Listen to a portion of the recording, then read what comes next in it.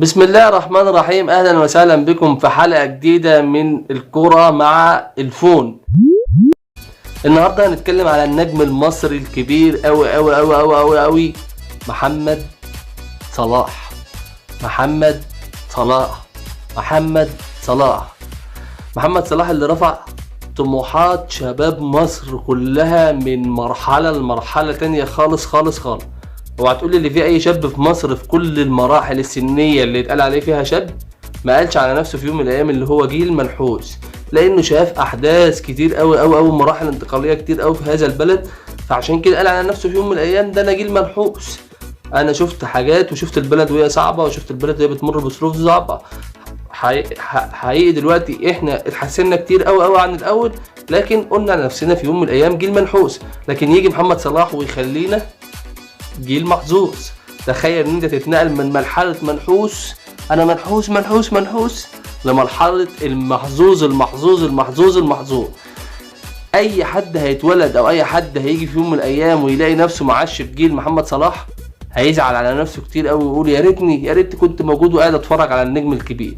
وانت قاعد تتفرج في يوم من الايام على كريستيانو رونالدو النجم البرتغالي الكبير جدا جدا جدا وافضل لعيب في العالم الموسم الماضي، لكن الموسم ده ان شاء الله يكون افضل لعيب في العالم هو محمد صلاح. وانت قاعد بتتفرج على كريستيانو رونالدو كنت بتقول بينك وبين نفسك كنتش هطلع برتغالي؟ الواد الشعب البرتغالي ده محظوظ قوي اللي عندهم نجم كبير زي الراجل ده.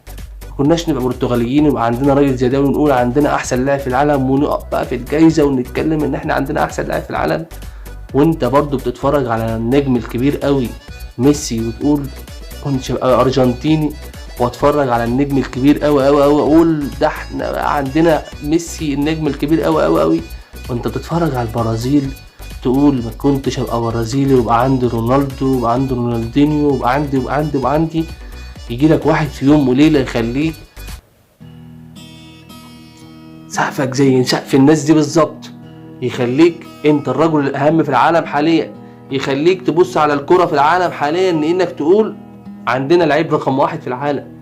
يا عم رقم واحد ايه؟ انا في كريستيانو وميسي بطل بقى وعشان جاب جونين؟ لا مش عشان جاب جونين. مين اللي يقدر يتحمل الضغوط دي كلها ان هو يلاعب فريقه السابق؟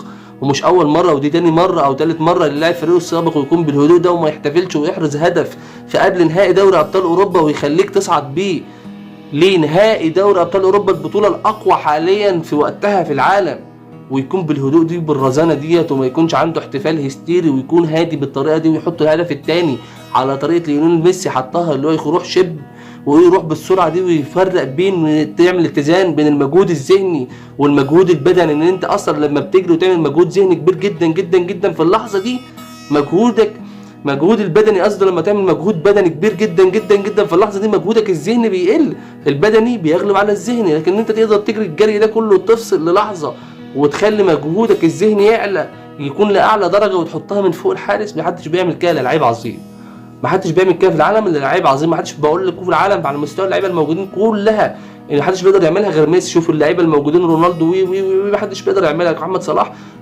عمل السرعه وعمل الاهداف وعمل كل حاجه، ومش اول مره قلت لكم عملها قبل كده مع فيورنتينا لما روما لعب فيورنتينا كان باكثر هدوء فريق في الدوري الايطالي وعصبيه الدوري الايطالي، الناس كلها قاعده تصفر عليه والناس كلها قاعده تهاجمه وفي لحظه يحط هدف في فيورنتينا وهو بيلعب مع روما وما يحتفلش.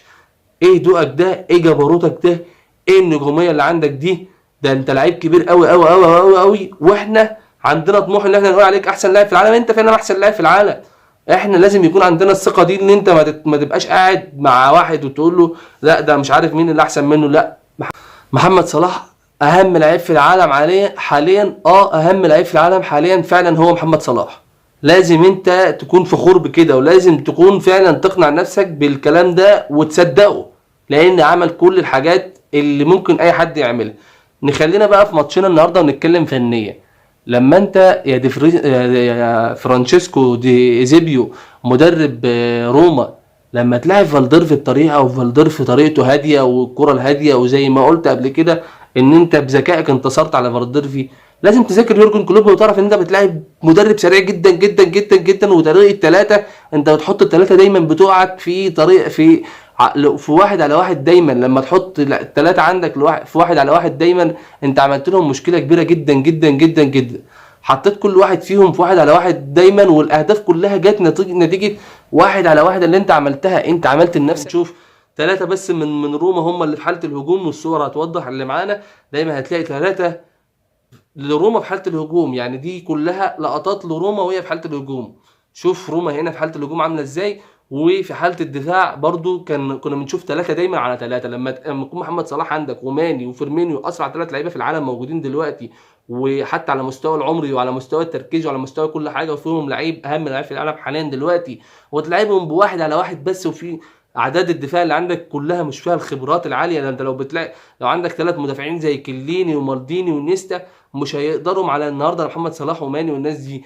النهارده اللي خسرت نفسك، انت النهارده اللي خسرت نفسك، لانك لما تكون بتلاعب فريق زي ليفربول لازم تكون اكثر هدوءا، لازم تكون متزن جدا جدا، لازم تكون عامل تدخلهم في رتم غير رتمهم، ما تسرعش الكرة معاهم، لازم كنت تضيق عليهم المساحات، لازم كنت كل واحد يبقى فيه في ظهر واحد حماية.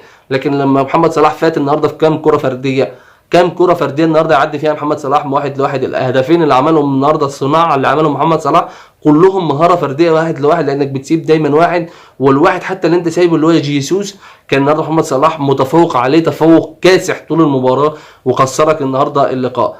اما يورجن كلوب النهارده فعمل لقاء مميز جدا جدا كعادته، يعني كعادته النهارده، برغم يعني النهارده اللي يكون عنده غيابات في نص الملعب زي امري كان اللعيب المميز جدا جدا جدا، ويخسر النهارده تشامبرلين في اللقاء، اللعيب السريع جدا جدا اتشوت، اللي هو حطه اصلا لعيب نص ملعب، هو اصلا مش لعيب نص ملعب، هو لعيب طرف، وحوله لعيب نص ملعب عشان يزود السرعات مع ال3 اللي موجودين، يكون عندهم تشامبرلين لعيب تحتهم سريع، وينزل ونالدوم النهارده لعيب اقل، ونالدوم النهارده كان اقل من تشامبرلين في السرعه.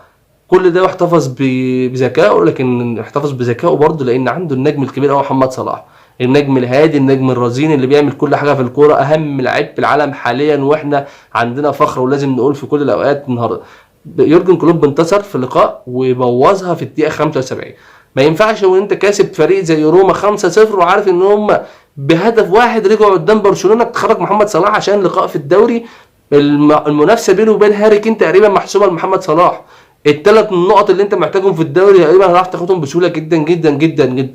خرجته في ال 15 دقيقه اللي انت خرجتهم دول روما احرز فيهم هدفين، خليت فريق النهارده المدافعين بتوع روما كلهم يخرجوا من المساحه اللي كان محمد صلاح موقفهم فيها النهارده، وعملت مشكله كبيره جدا. النهارده برضو دي فرانشيسكو مدرب روما شغل الجمجمه بقى فين في الدقيقه 67 لما بدا يغير الطريقه، لما لقى ال3 الدنيا بايظه بدا يخرج مدافع ويلعب لعيب مهاجم.